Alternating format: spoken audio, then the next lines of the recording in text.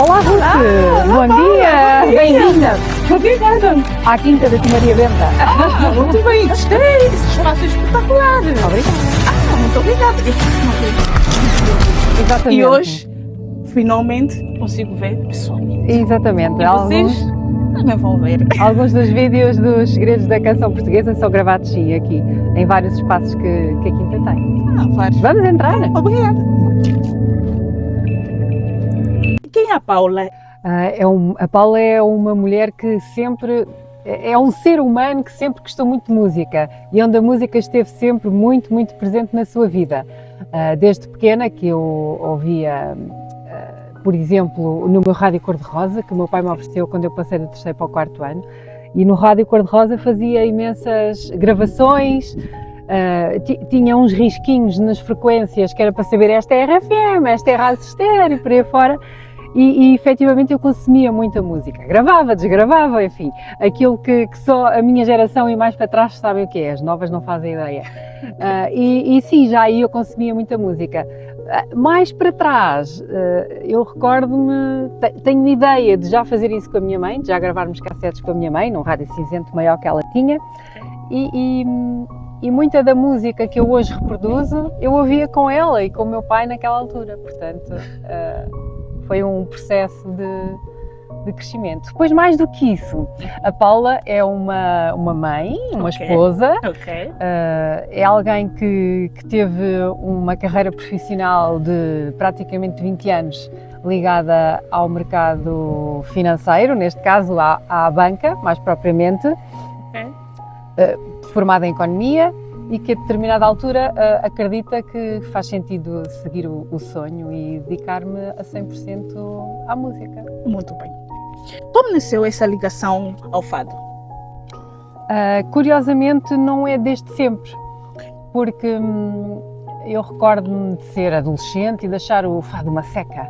Ainda há dias eu estava a conversar com uma professora da altura em como, quando eu andava, sei lá, no 11º ano, fui servir à mesa numa noite de fados na escola.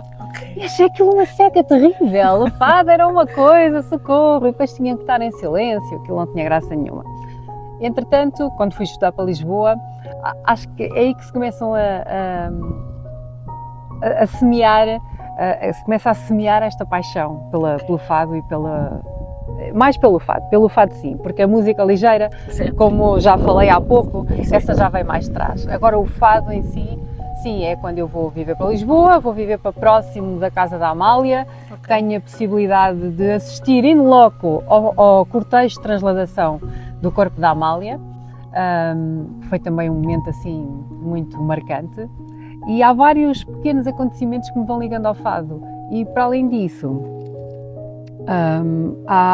eu conheço pessoas que gostam de fado e essas pessoas vão-me também incutindo esse gosto e começo a entrar profundamente no fado da Amália, começo a ouvir músicas que as outras pessoas não ouviam, começo a ir buscar álbuns que não eram assim tão conhecidos do público, e depois entretanto também surge nessa altura o musical Amália, do Filipe Laféria, que também tem ali o seu quê de influência, que eu fui ver o musical, eu mergulhei, eu caí imersa na vida da Amália, nas pessoas que se relacionaram com a Amália, e é todas essas histórias que eu tento também reproduzir e levar a mais e mais pessoas. Muito bem.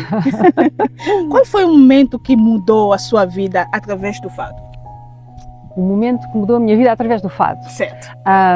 Em 2018, eu fui a um concerto com uma amiga e ali a minha vida mudou. Ou seja, foi um bocadinho mais o fado canção, ainda assim todo o envolvimento era de fado e era de canção mais antiga.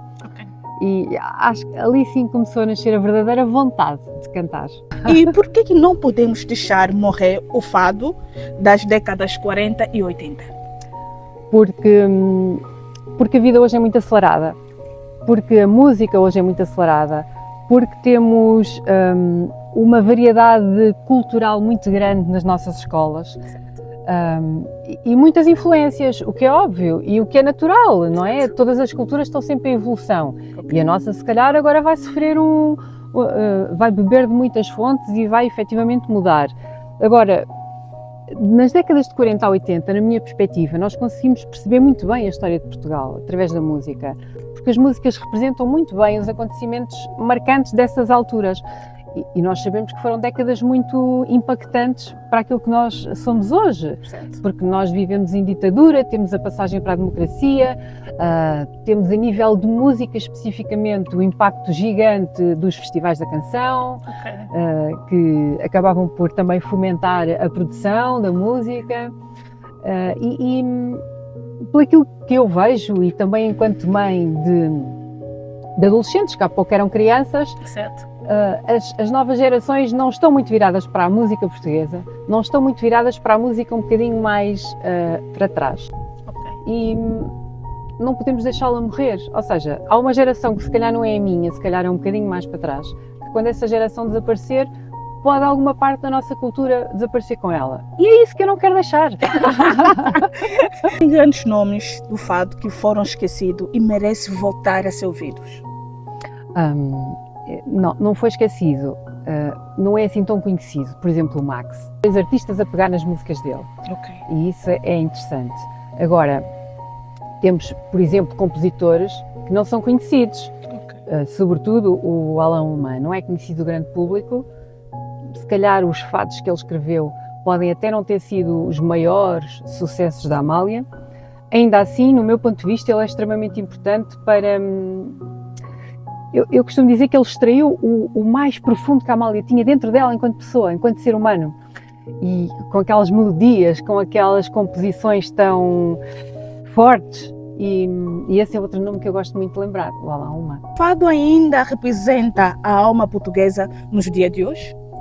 Creio que sim, sem dúvida que sim. E também como alma portuguesa, o fado tem tido uma evolução grande. E hoje já não se faz fado como se fazia há 50 anos atrás.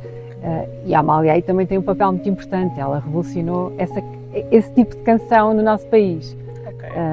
Com muita coragem, com muita determinação. Também há alguns segredos a falar sobre isso, porque é um meio conservador.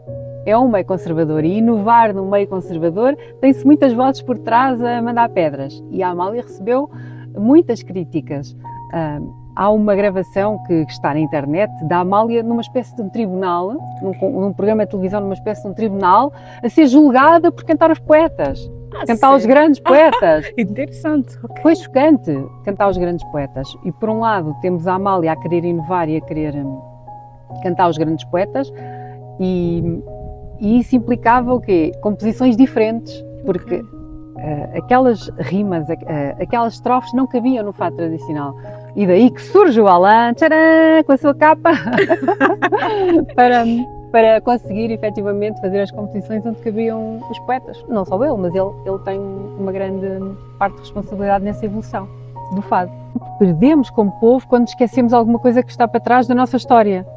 E como eu disse há pouco, creio que a música portuguesa das décadas que eu interpreto e que eu trabalho, não só em interpretar musicalmente, como também a estudar as suas canções e as suas histórias, elas contam efetivamente um trecho muito importante da história de Portugal.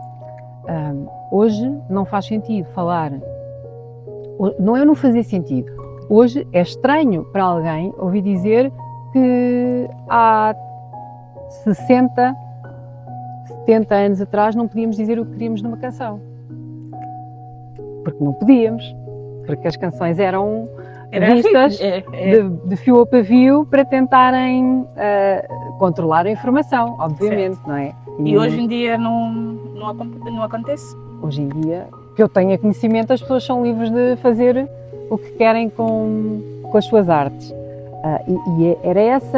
Era essa contingência que tornava os poemas mais ricos, que tornava as mensagens mais ocultas, de certa forma, porque sabemos que as mensagens eram passadas, não eram passadas da forma livre e aberta e dizer tudo aquilo que se quer, que às vezes até se diz demais, penso eu, ou pelo menos de uma forma muito agressiva para outras pessoas. Às vezes até nos esquecemos que estamos a falar de outra pessoa, penso eu, que há sob uma bandeira de liberdade que talvez hoje cedamos um bocadinho alguns limites. É a minha opinião pessoal, mas enfim. Mas atualmente não, cada pessoa tem a liberdade. És a favor disso ou não? Da liberdade? Sim, a liberdade sem dúvida. E a liberdade tem que ser No controlada por canção, cada um. não tem nada a ver com outras coisas. A liberdade Sim, que nós sim. estamos a se referir em Sim, música. sim, exatamente. E a liberdade tem que ser gerida por cada um. E depois também, ou seja, eu enquanto pessoa tenho uma consciência e em algum momento eu iria fazer algo que deliberadamente ferisse outrem. Ou seja, faria uma letra para ferir alguém, sei lá. Mas hoje também há algo que não existia, que é o humor livre, Ok. não é? E o humor é usado para tudo e mais um par de botas. Os jovens estão a afastar-se do fado ou ainda estão a descobrir de outra forma? Não, estão a descobrir de outra forma. Há muitos fadistas novos com carreiras muito interessantes, sim, sem dúvida. E como que estão a descobrir, como que estás a notar essa descoberta? Então, pelos fadistas novos, e nós percebemos que eles também têm gente nova a segui-los, e isso é interessante. E muitos deles também vão buscar versões de músicas antigas, e essa é uma forma de perpetuar também no tempo. Ok. E que mensagem deixaria a quem nunca parou para ouvir o fado? Mais do que parar para ouvir, é importante parar para sentir o Faz fado. sentido. Ok? Para ficar assim, para tudo, e vamos só a sentir. Ok. Vamos ouvir e deixar que entre dentro de nós e que tu... Quase uma terapia. Agora vamos passar por um pequeno jogo. Um jogo! O jogo de si ou não? Ok. O fado tradicional está em risco de desaparecer? Sim Não. ou não? Não, o fado não está em risco de desaparecer. O fado moderno perde algumas essências da sua essência? Não, também não. Não. E aí tivemos o exemplo da Amália que inovou imenso do fado e não se perdeu nada. Só acrescentou. A diversidade só acrescenta. Muito bem. Mais talento no fado do que o que conhecemos? O fado é um tipo de canção que é efetivamente muito popular. E aquilo que nós verificamos é que há muitas pessoas que se calhar não cantam mais nada, cantam o fado. E há noites, por exemplo, de fado vadio, em algumas casas de fados, e aí aparecem imensas pessoas que vão lá só para cantar o fado, e isso é maravilhoso. Portanto, há por aí muito talento Que nesta ainda área. nós não descobrimos. Exatamente. Uma canção pode guardar memória de um país ou de um povo? Sem dúvida. E a nossa falo perfeitamente. Falo tanto nas mensagens de Estado Novo, por exemplo, que existem várias músicas que, se ouvirmos com atenção, percebemos que é uma mensagem, era a mensagem que o Estado Novo queria que fosse passada, como também nos filmes, etc., não é? Era a cultura instituída, e depois começa a haver aquela música de intervenção, e aqui aparece o abandono, que é uma canção, um fado escrito pelo Alain Alemã, com letra de David Mourão Ferreira, que dizem que foi a primeira música de intervenção que estará a narrar uma história de amor, quando na verdade, se ouvirmos aos olhos daquilo que sabemos hoje, percebemos que é um fado político. E aí está o contraponto, aí está a outra parte. Para além disso, a história... olha, estou-me a lembrar aqui de uma música fantástica, Madrugada, e é de Duarte Mendes. Duarte Mendes foi um capitão de Abril, e ele também cantou, ele levou esta música, foi a música que venceu o Festival da Canção em 1975. E convido a audiência a espreitar Madrugada. Eu acho que é Madrugada é o nome da música. De qualquer forma, foi a música que ganhou o Festival de 1975. E ela fala tão bem do Portugal de cabeça perdida que se vivia em 75. Cantar uma música, curiosamente, com uma letra de João Monge. E o João Monge saiu ontem no Segredo da Canção Portuguesa. Ontem foi dedicado ao João Monge. E o João Monge foge um bocadinho às décadas que eu trabalho, porque já escreve na década de 90. Ainda assim, ele tem umas letras tão maravilhosas que valeu a pena fugir ali ligeiramente para presentear o meu público e homenagear este grande poeta. E então a melodia foi escrita pelo António Zambujo, chama-se Noite Estrelada, e é uma música que eu gosto muito de cantar à capela, e para além disso, muitas vezes termino os meus espetáculos com ela. Começo com o Paulo Carvalho, nós nos conhecemos. Não falei ainda isso. Essa pergunta tem que ficar no vivo. Como eu não sei rezar, um dia pus-me a contar quantas estrelas há no céu. Comecei na tua rua, naquela estrela que é tua, na estrela que Deus te deu. Quanto mais estrelas contava, mais o céu se iluminava, mais luzinhas se acendiam. Nem o astro se cansava, eram tantas que eu cegava, e era por ti que nasciam.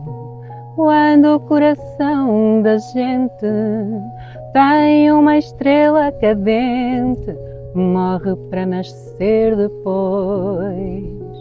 Inventei uma oração que me tivesse o condão de nascer para nós dois. Adormeci com a esperança, até onde a vista alcança, onde o céu é mais estrelado. E acordei à luz do sol, afastei o meu lençol e tu estavas a meu lado. Adormeci com a esperança, até onde a vista alcança, onde o céu é mais estrelado. Acordei à luz do sol, afastei o meu lençol e tu estavas a meu lado.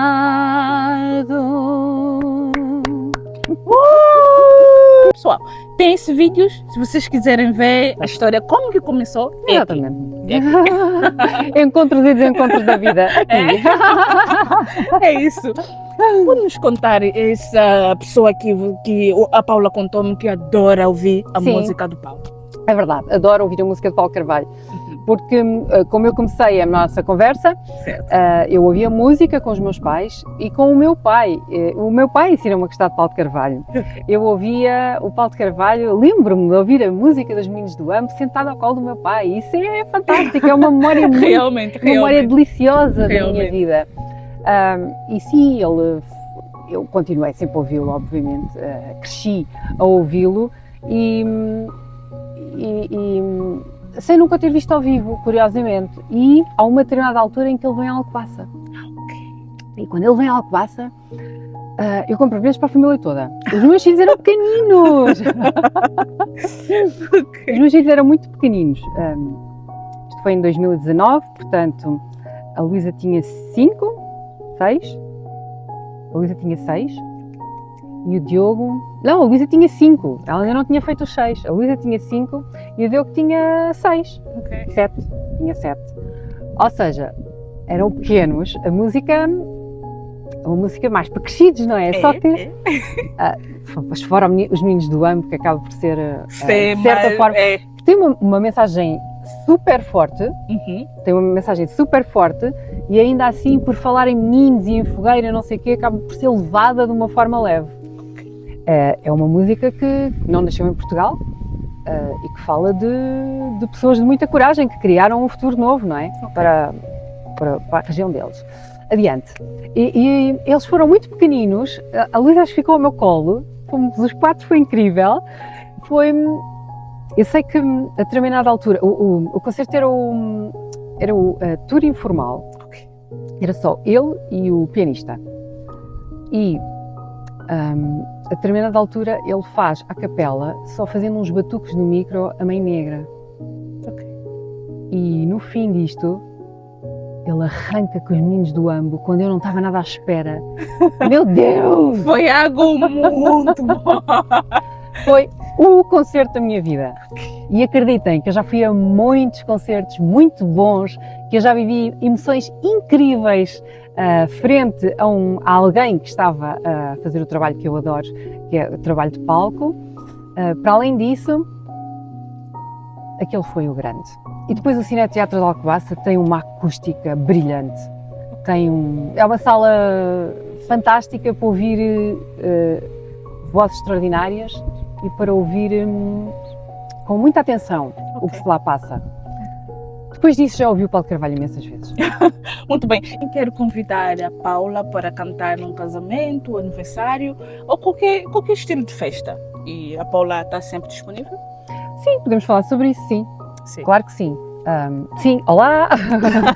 Olá outra vez! Sim, podemos falar sobre isso.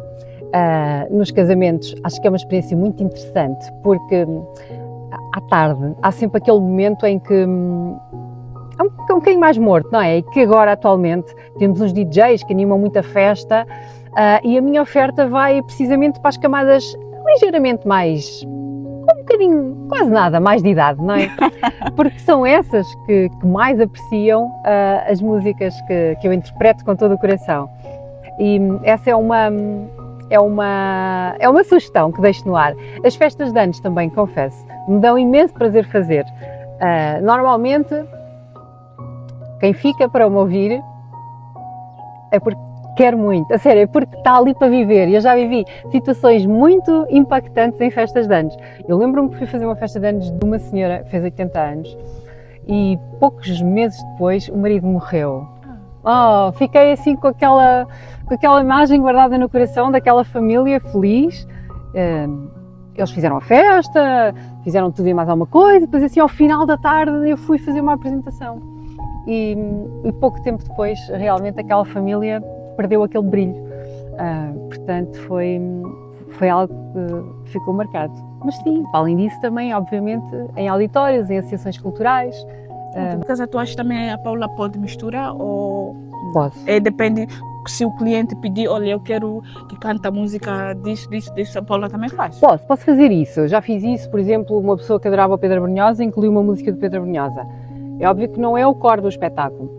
Ainda assim posso fazer, sim, claro. E uma pergunta que eu também queria fazer. A Paula tem uma música já gravada, algumas músicas ou novidade está a vir por aí? Novidades virão muitas com certeza nos próximos meses. Ok. Setembro, vocês parem tudo que setembro promete. Ok. De qualquer forma, existe uma música gravada já por mim, sim, chama-se Nazaré, está nas minhas redes sociais. Foi uma música que me foi oferecida por um amigo, tem uma letra muito bonita sobre uma Nazaré que não é a Nazaré de hoje, de certa forma, não é aquela Nazaré das ondas grandes nem dos turistas, é a essência da Nazaré. Ok. Recomendo. Tá bem. E setembro que vamos ouvir alguma coisa nova? Sim, em setembro haverão novidades com certeza. Ok. Significa vamos ficar atentos nas redes sociais? Todas as semanas sai um segredo da canção portuguesa, com uma história sobre um autor, ou sobre uma canção, ou sobre uma situação, ou sobre... vou preparar para o próximo mês uma série sobre pormenores do fado. Há muitos segredos que merecem vir à tona e serem conhecidos por todos. É isso mesmo. Olha, muito obrigada por nos receber aqui. Obrigada. E eu adorei essa conversa, adorei esse espaço. Obrigada. E espero que não seja a primeira vez, espero que não seja a última vez. Já agora, se me permite só contar aqui um bocadinho a história Faz favor.